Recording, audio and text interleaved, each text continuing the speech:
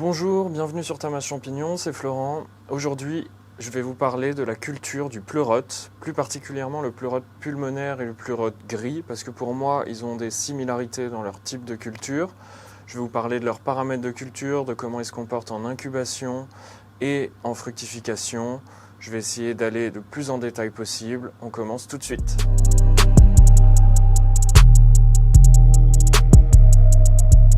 Alors le pleurote, c'est un champignon qui est très bien pour tous les débutants, que vous soyez professionnel ou amateur. C'est vraiment un champignon qui va être résilient. Il est cultivable sur une grande variété de substrats. C'est même le champignon que je trouve qui va vraiment aller sur absolument tout. Vous pouvez lui donner n'importe quel type de déchet. Tant qu'il y a un peu de fibres à manger, il va coloniser le substrat très rapidement. Et c'est aussi pour ça qu'il est bien pour les débutants, c'est qu'il est très résilient. Il va coloniser très rapidement et avec agressivité le substrat, ce qui va empêcher des contaminants de prendre la place du champignon dans votre substrat. Sa culture marche très bien sur des substrats pasteurisés, par pasteurisation froide et par pasteurisation chaude, sur des substrats supplémentés, que ce soit 100% paille, 100% bois, 100% ce que vous voulez. Tout déchet végétaux va théoriquement bien sûr fonctionner avec le pleurote. C'est pour ça qu'il est encore une fois très bien pour les débutants. Vous pouvez le cultiver dans des colonnes, c'est la culture assez classique qui va nécessiter le moins d'investissement par trempage en eau froide, souvent avec de la chaux. Le pleurote va être aussi très résilient en salle de culture, sa fructification, son initiation va être très rapide et la récolte va être aussi plus ou moins rapide. C'est la troisième raison pour laquelle ce champignon, je le conseille pour les débutants amateurs, mais surtout aussi pour les professionnels, c'est que il va nous donner des résultats très rapidement. Une période d'incubation courte, une période de fructification courte, on peut avoir des résultats rapidement, corriger ses erreurs et du coup fournir rapidement des champignons à nos clients. J'ai des pleurotes ici que je vais vous montrer après, mais d'abord commençons par aller voir comment se comporte ce champignon en incubation. Me voilà dans le labo. Alors ici, je vais vous parler rapidement de la phase d'incubation du pleurote qui, comme je vous le disais, est très rapide. Elle va mettre, j'ai vu même des fois des souches de pleurote en une semaine y arriver, mais on va dire qu'en règle générale, c'est plus 2 semaines.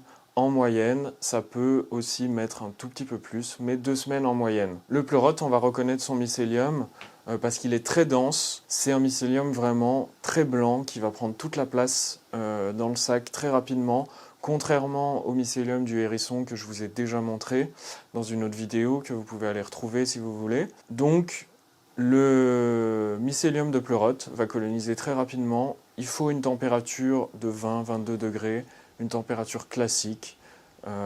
Une fois que c'est bien blanc, en 2 semaines, mettez-le en fructification rapidement parce qu'il fructifie très vite dans le sac, il ne faut pas attendre. Et du coup, on va parler tout de suite de la fructification. Je vous y emmène tout de suite.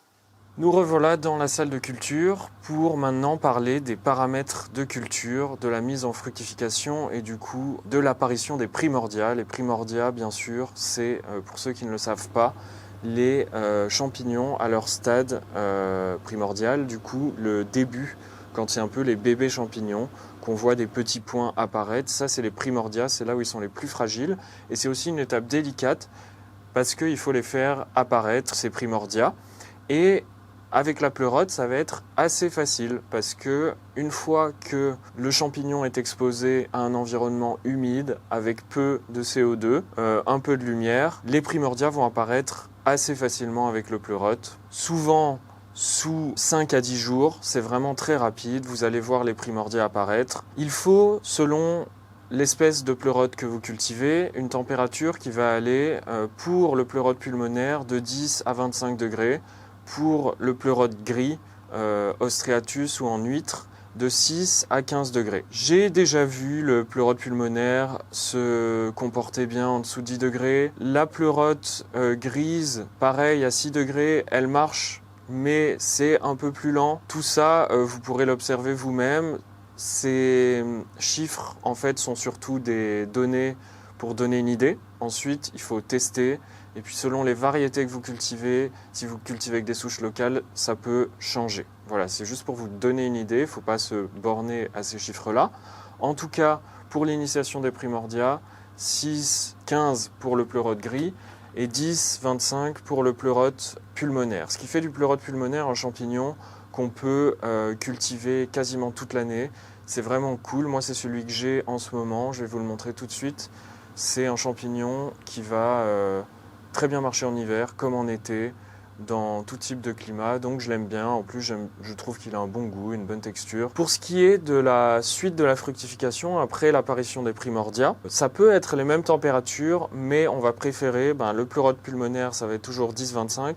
Pour la pleurote grise, on va préférer du 10-15. Donc, en règle générale, la pleurote grise, j'aime bien garder les températures au-dessus de 10 degrés, même si l'initiation des primordia se fait à 6. Je préfère. J'ai déjà cultivé des champignons, des pleurotes gris à 6 degrés. Ça fonctionne, c'est juste très lent.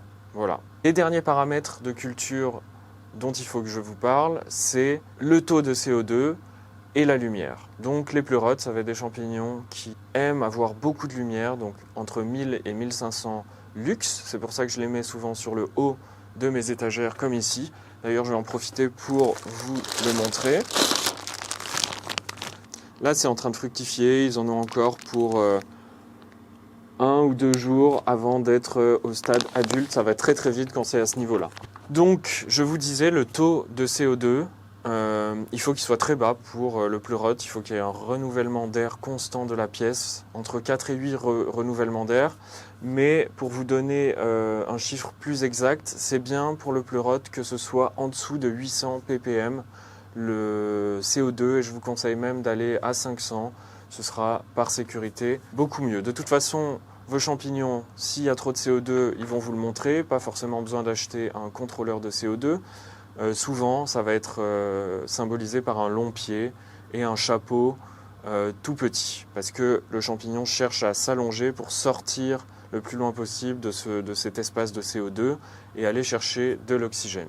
Une dernière chose dont je ne vous ai pas parlé, c'est comment on va ouvrir le sac de substrat. Donc ça, pour le pleurote, il y a toujours plusieurs manières de faire, mais la manière traditionnelle, une grosse croix, une petite croix. Ça, c'est à vous de tester selon votre substrat, vos conditions. Une technique va mieux marcher qu'une autre, mais comme je vous le disais, le pleurote, il est assez résilient. Les primordia vont sortir assez facilement, vous les verrez grandir et arriver à maturité en 2 semaines maximum, c'est souvent ça.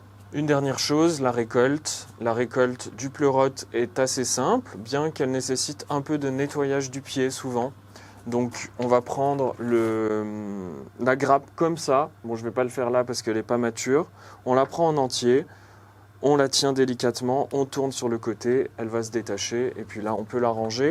Et il y aura toujours un peu de substrat derrière à enlever au couteau. Ça dépend aussi de votre substrat. N'oubliez pas de bien nettoyer vos sacs derrière.